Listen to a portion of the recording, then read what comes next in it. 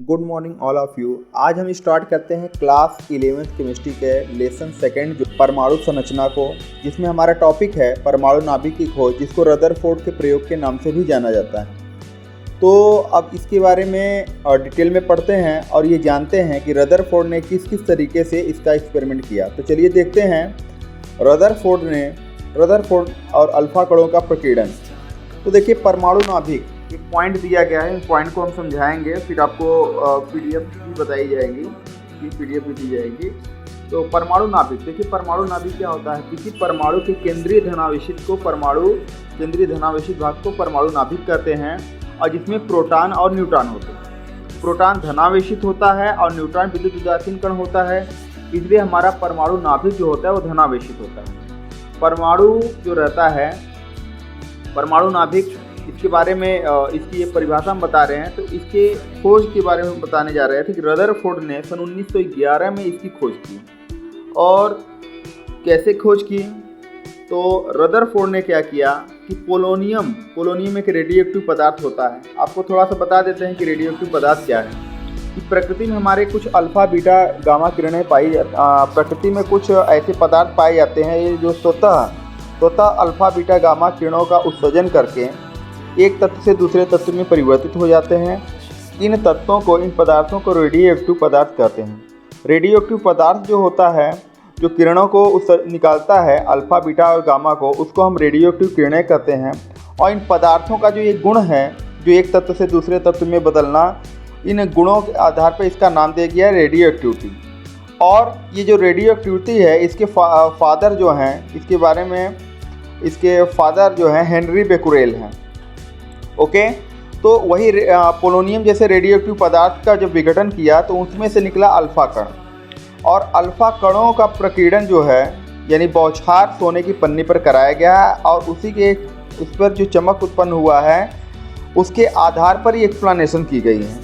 तो यहाँ पर जो आपका अल्फा कण है, इसके बारे में बताते हैं कि हीलियम नाभिक जो होता है, इसमें से जब 2 इलेक्ट्रॉन निकल जाता है, हीलियम नाभिक से जब 2 इलेक्ट्रॉन निकल जाता है तो जो भाग बनता है उस भाग को हम अल्फा कण कहते हैं। यानी हीलियम परमाणु के धनावेशित नाभिक को अल्फा कण कहते हैं। और अल्फा कणों की बौछार सोने की पन्नी पर कराई जाती है और उस पे आधार पर चमक उत्पन्न होता है और चमक के आधार पर चीज़ों को बताया गया है। तो यह जो एक्सपेरिमेंट है रदरफोर्ड के द्वारा सन 1911 में किया गया। तो रदरफोर्ड ने सन 1911 में परमाणु नाभिक की खोज की। और रदरफोर्ड ने किया क्या, रदरफोर्ड ने सोने की पन्नी पर पोलोनियम तत्व के विघटन से उत्पन्न अल्फा कणों का सोने की पन्नी पर बौछार किया। अलग अलग स्थानों पर, यानी भिन्न भिन्न स्थानों पर भिन्न भिन्न चमक उत्पन्न हुआ। ठीक है, रदरफोर्ड ने पोलोनियम के रेडियोएक्टिव विघटन से जो अल्फा कण निकल रहे थे, उन सभी अल्फा कणों को सोने की पन्नी पर उसकी बौछार की, तो अलग अलग जगह पर अलग अलग चमक उत्पन्न हुई। उस चमक के आधार पर उन्होंने जो है निष्कर्ष निकाले हैं। तो ये देखिए डायग्राम में भी आप देख रहे हैं कि जो चारों तरफ सर्कुलर पथ पे सोने की पन्नी वो लगा हुआ है, क्या कहते हैं कि इसको चेक करने के लिए फ्लोरोसेंट स्क्रीन बना हुआ है, और सोने बीच में जो है उसकी परत बनी है।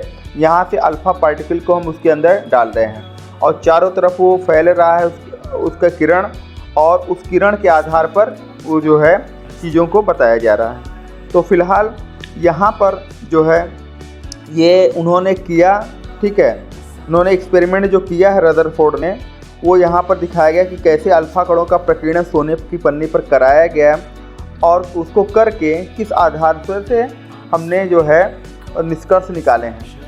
तो देखिए आगे हम ये देखते हैं कि जो सोने की पन्नी है ना, रदरफोर्ड ने सोने की पन्नी पर अल्फा कणों की बौछार किया, और उस बौछार से जो चमक उत्पन्न हुई, यानी सोने की पन्नी पर जो चमक उत्पन्न हुई, उस चमक के आधार पर उन्होंने कई निष्कर्ष निकाले। मुख्यतः 3 निष्कर्ष निकाले। और उस चमक को थोड़ा सा आप समझ लीजिए कि जैसे अगर किसी भी चीज़ पर चमक को देखा जाए तो चमक 3 प्रकार का होता है। बहुत तेज़ हो सकता है, बहुत कम हो सकता है, या उसके बीच का हो सकता है। तो जो रदरफोर्ड थे, रदरफोर्ड ने उन तीनों के आधार पर 3 निष्कर्ष निकाले हैं। तो वही चीज़ हम बता रहे हैं कि वो निष्कर्ष क्या है। तो सबसे पहला ये है कि अधिकांश अल्फा कण सोने की पन्नी को पार करके सीधे निकल जाते हैं। अधिकांश अल्फा कण, मैक्सिमम अल्फा कण जो है, अभी आप आगे के डायग्राम में आप देख भी लेंगे उसको, अधिकांश अल्फा कण सोने की पन्नी को पार करके सीधे निकल जाते हैं। इससे यह निष्कर्ष निकलता है कि परमाणु का अधिकांश भाग खोखला है। कुछ अल्फा कण अपने पथ से थोड़ा विचलित हो जाती हैं। इससे ये निष्कर्ष निकलता है कि परमाणु में धनावेशित भाग है जो सूक्ष्म स्थान घेरे हुए, जो नाभिक के चारों तरफ कुछ क्षेत्र में रहते हैं, ठीक है। और बहुत कम अल्फा कण जो 90 डिग्री पर अगर हम उसको प्रेक्षित कर रहे हैं तो सीधे अपने पथ पर वापस लौट आती हैं। तो सीधे लौट आ रही हैं, तो इससे यह निष्कर्ष निकलता है कि परमाणु का केंद्रीय भाग अत्यंत सघन एवं भारी होता है, जिसमें परमाणु का समस्त द्रव्यमान संचित होता है। और इसे ही क्या कहते हैं? परमाणु का नाभिक कहते हैं। इसे ही परमाणु का नाभिक जो है कहा गया। जो परमाणु का नाभिक होता है बिल्कुल परमाणु के केंद्र में होता है ना, और उसमें परमाणु का समस्त द्रव्यमान होने की वजह से वो सघन हो जाता है, भारी हो जाता है ना। तो यही चीज़ें जो है यही सब निष्कर्ष निकालें, और उन्होंने इन्हीं सब से लास्ट में होते हुए परमाणु नाभिक के बारे में बताया कि परमाणु जो होता है केंद्रीय धनावेशित भाग होता है, जिसमें समस्त द्रव्यमान संचित होता है, इसीलिए वो सघन एवं भारी होता है। चित्रमय में भी आप देखेंगे कि जो उन्होंने अपनी एक हाइपोथेसिस दी रदरफोर्ड ने, वो हाइपोथेसिस क्या दी कि ज़्यादातर आप देख रहे हैं इस चित्र में कि ज़्यादातर पार्टिकल जो है वो सीधे निकल जा रहे हैं। तो वही उन्होंने पहला बताया था कि परमाणु का अधिकांश भाग जो होता है, अधिकांश अल्फा कण सोने की पन्नी पार करके सीधे निकल जाए। उस डायग्राम में आप दिख रहे हैं, तो सोने की पन्नी पार करके सीधे निकल जा रहे हैं। तो सीधे निकलने के कारण सबसे कम इंटेंसिटी की लाइट वहाँ पर चल रही है, और इससे उन्होंने ये निष्कर्ष निकाला कि अधिकांश भाग क्या है? खोखला है। उसके बाद दूसरा पॉइंट जो आप देख रहे हैं, जो वो प्लस चारों तरफ दिख रहा है आपके केंद्र के बाहर, जो चारों तरफ प्लस प्लस का चिन्ह दिख रहा है, तो आपको पता होना चाहिए कि अल्फा कण भी धनावेशित होता है, और जो केंद्र के चारों तरफ का धनावेशित भाग है वो भी धनावेशित है। तो जब प्लस और प्लस की तरफ जाएगा तो क्या हो जाएगा? प्रतिकर्षित हो जाएगा, और प्रतिकर्षित हो जाएगा तो वही अपने पथ से विचलित हो जाता है। तो कुछ अल्फा कण अपने पथ से थोड़ा विचलित हो जाते हैं। इससे यह निष्कर्ष निकलता है कि परमाणु में धनावेशित भाग है, और जो कि सूक्ष्म स्थान घेरे हुए। उसके बाद लास्ट में नंबर आता है कि जो बहुत कम अल्फा कण जब 90 डिग्री पर हम एकदम सीधे डालते हैं तो अपने पथ पर सीधे वापस लौट आती हैं। अब इतनी कठोर चीज़ है कि वहाँ चमक सबसे ज़्यादा उत्पन्न हो, हाँ, और फिर वो जब वापस लौट जा रहे हैं क्योंकि चमक वहाँ सबसे ज़्यादा उत्पन्न हुई, उसको उन्होंने देखा। उससे यह निष्कर्ष उन्होंने निकाला कि जो केंद्र वाला भाग है अत्यंत सघन एवं भारी है, अत्यंत घना है, भारी है। क्यों भारी है? क्योंकि परमाणु का समस्त द्रव्यमान परमाणु के जो है केंद्र में संचित होता है, उसमें परमाणु का समस्त द्रव्यमान संचित होता है, और इसीलिए वो सघन एवं भारी हो जाता है।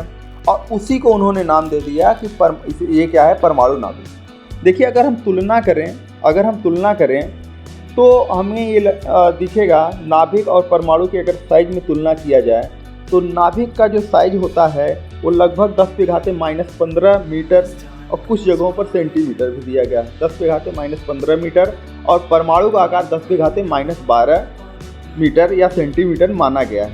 ओके, तो फिलहाल अगर तुलना की जाए इन दोनों की, परमाणु और परमाणु के नाभिक की, तो परमाणु नाभिक से परमाणु जो होता है 10⁻22 गुना अधिक बड़ा होता है, 10⁻22 गुना अधिक बड़ा होता है। तो आप खुद तुलना कर सकते हैं कितना ज़्यादा इनके आकार में अंतर होता है, नाभिक कितना छोटा है और उसकी तुलना में परमाणु कितना बड़ा है। तो ये एक्सपेरिमेंट से, रदरफोर्ड के एक्सपेरिमेंट से यह निष्कर्ष निकल गया, पता चल गया कि किस प्रकार से परमाणु की नाभिक की खोज की गई और किस किस आधार से इन्होंने अपनी बातों को बताया। तो आई होप ये वीडियोस को देख करके आप निश्चित है कि आप इस रदरफोर्ड के प्रयोग को और जो अल्फा कणों का प्रकीर्णन किया गया है बहुत अच्छे से आप समझ गए होंगे। और इसे जो है इसमें आपको PDF नोट्स भी दिया गया है, जिसको आप अपने नोट्स में जो नोट्स भी बना सकते हैं, इसको याद भी कर सकते हैं, डायग्राम सहित दिया गया है। तो आई होप कि ये टॉपिक आपको बहुत अच्छे से समझ में आ गया होगा। तो थैंक यू, जय हिंद।